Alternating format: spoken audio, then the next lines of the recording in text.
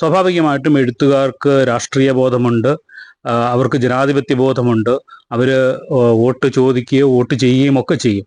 അതിനെതിരെ നിലപാടെടുക്കുക എന്ന് പറഞ്ഞാൽ തികഞ്ഞ അരാഷ്ട്രീയവാദമാണ് എന്ന് പറയാതെ നിർവാഹമില്ല.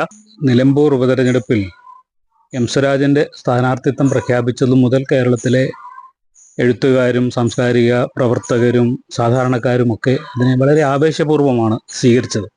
കാരണം എം സ്വരാജിനെ പോലെ കൃത്യമായ രാഷ്ട്രീയ നിലപാടുകളുള്ള വായനക്കാരനായിട്ടുള്ള ഒരാളോട് ഒരിഷ്ടം തോന്നുക എന്ന് പറയുന്നത് സ്വാഭാവികമാണ്.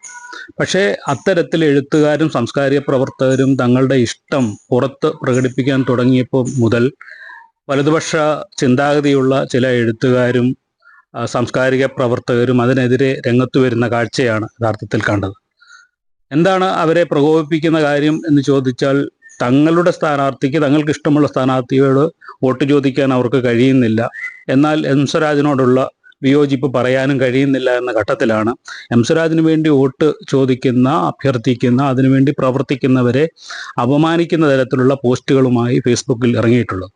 ആ സമയത്താണ് ഞാൻ അതിന് പ്രതികരണമെന്ന നിലയിൽ ഒരു പോസ്റ്റ് ഇട്ടത്. കാരണം എഴുത്തുകാരെന്ന് പറയുന്നത് ദന്തഗോപുരവാസികളല്ല, അവർ സാധാരണക്കാരെ പോലുള്ള മനുഷ്യരാണ്. അവർ ഇന്ത്യൻ ഭരണഘടനയും ജനാധിപത്യവും അനുവദിക്കുന്ന എല്ലാ സ്വാതന്ത്ര്യവും അനുഭവിക്കുവാനും അവകാശങ്ങൾ അനുഭവിക്കുവാനും ഒക്കെ സ്വാതന്ത്ര്യമുള്ള മനുഷ്യരാണ്. സ്വാഭാവികമായിട്ടും എഴുത്തുകാർക്ക് രാഷ്ട്രീയ ബോധമുണ്ട്, അവർക്ക് ജനാധിപത്യ ബോധമുണ്ട്. അവർ വോട്ട് ചോദിക്കുകയോ വോട്ട് ചെയ്യുകയും ഒക്കെ ചെയ്യും.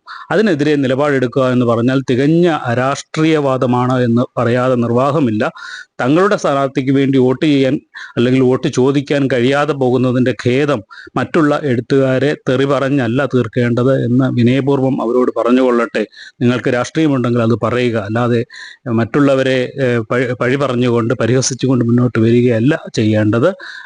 ഇടതുപക്ഷത്തിനോടൊപ്പം ചേർന്ന് നിൽക്കുന്ന എഴുത്തുകാർ ഉറച്ച് ശബ്ദിച്ചു കൊണ്ടിരിക്കും. ഇത്തരം പരിഹാസങ്ങൾ, നിങ്ങളുടെ വാക്കുകൾ ഞങ്ങൾ ഗൗനിക്കുകയില്ല എന്ന് പറഞ്ഞുകൊള്ളട്ടെ. ഞങ്ങൾ എം സ്വരാജിന് വേണ്ടി വോട്ട് ചോദിക്കുക തന്നെ ചെയ്യും.